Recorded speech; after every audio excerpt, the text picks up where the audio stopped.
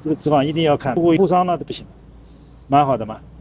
就是档位上不能有任何的碰撞痕迹啊。大家自己在更换钢珠的过程中啊，千万别忘记上黄油啊。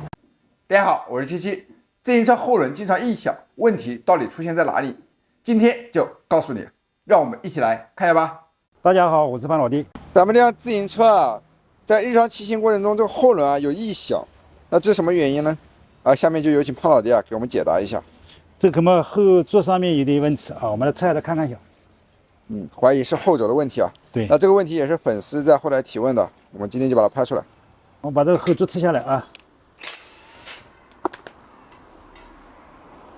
依然是老规矩啊，拆一下后轴啊，把自行车的后轮啊快速的拿下。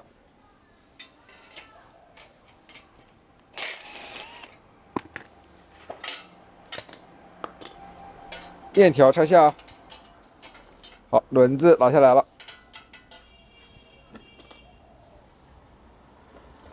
这个后座打开啊，我们这边把它算是打下来啊。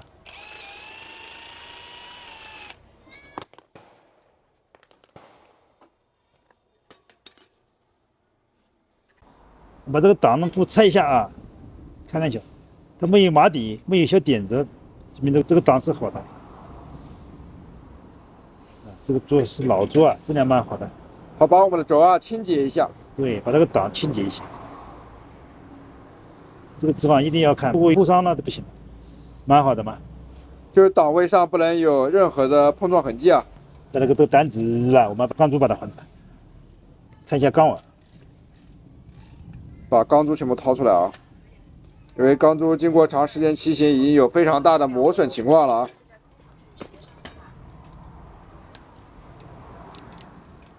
这边的钢珠都已经所剩无几了。两边的钢网是好的，我们就换了钢珠。我们涂点黄油啊。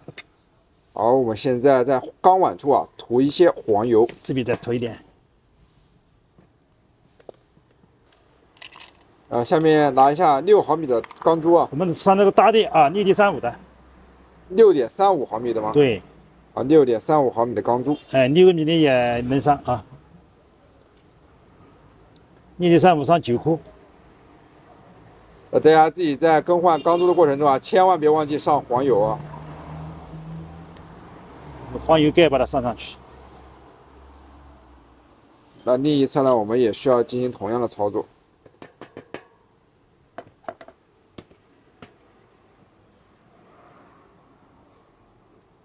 大概是几颗呢6.35上9颗。6毫米的话就10颗。10颗。这也不能多上，也不能少上啊。先把盖子给盖上，然后敲打一下。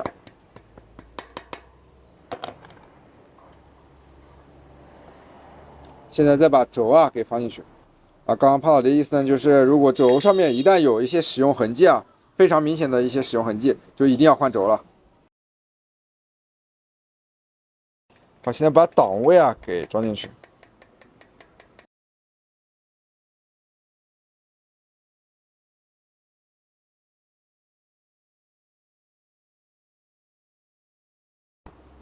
这个别上多紧啊，有一点间隙就行了，做一下。